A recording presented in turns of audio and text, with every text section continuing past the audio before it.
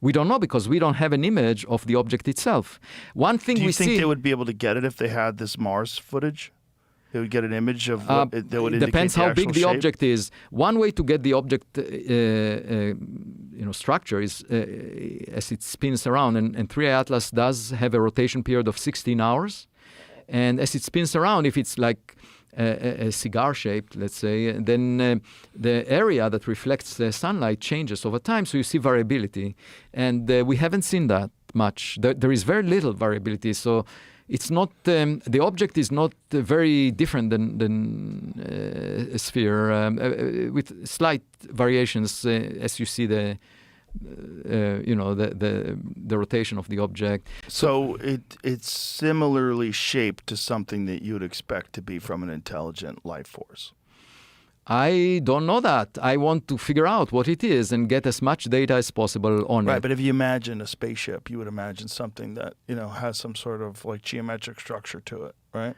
Well, Rendezvous with Rama, is a book that was written by Arthur C. Clarke. And in it, there is a cylindrical object that arrives into the inner solar system with dimensions of order tens of kilometers, not very far from what we are talking about here. Mm-hmm.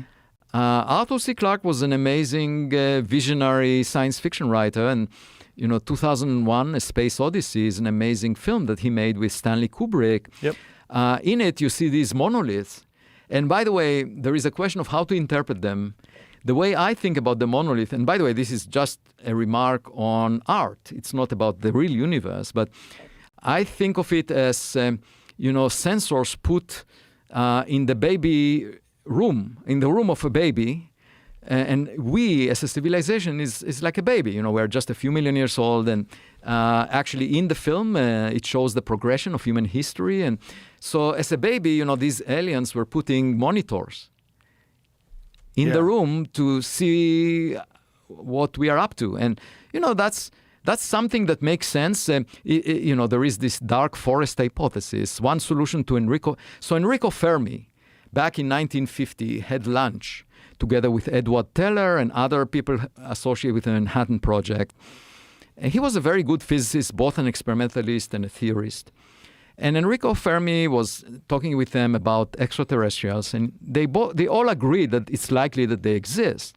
Okay, as good physicists, that makes a lot of sense. Right.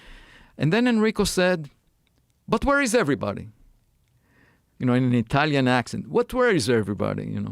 And if I were next to him, I would come to him and say, Enrico, I would put my hand around his shoulder. I would say, Enrico, this is a question that every lonely person asks.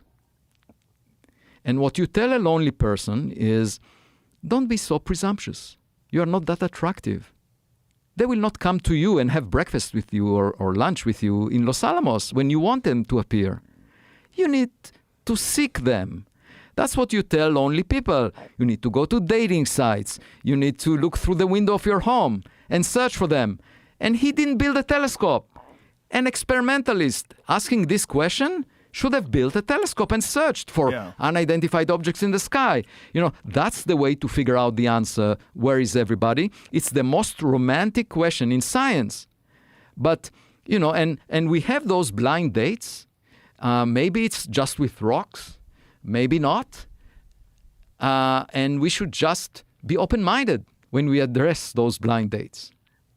I think we could end it with that. It's a very perfect way of phrasing this whole thing. I'm fascinated by it all, and I'm really happy there's someone like you that's looking into this with such curiosity and that you're undeterred by all these haters.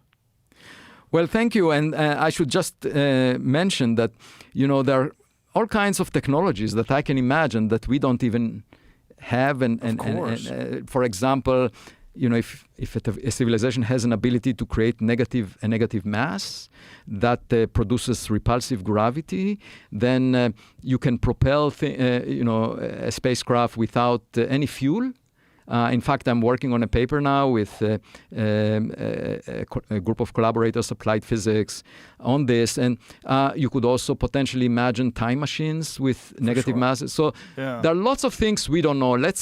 let's be modest. The future, yeah. Unlimited possibilities, especially if we developed artificial general superintelligence, and it helps us. And it starts devising new methods of propulsion, new methods of, who knows, seeding the universe with other life. Yeah, and just like in our private life, finding a partner can change your future to the better. Finding an alien partner. Yes. All right. Thank you, Avi. Thanks for having me. Really appreciate you being here. Thank you very much. Bye, everybody.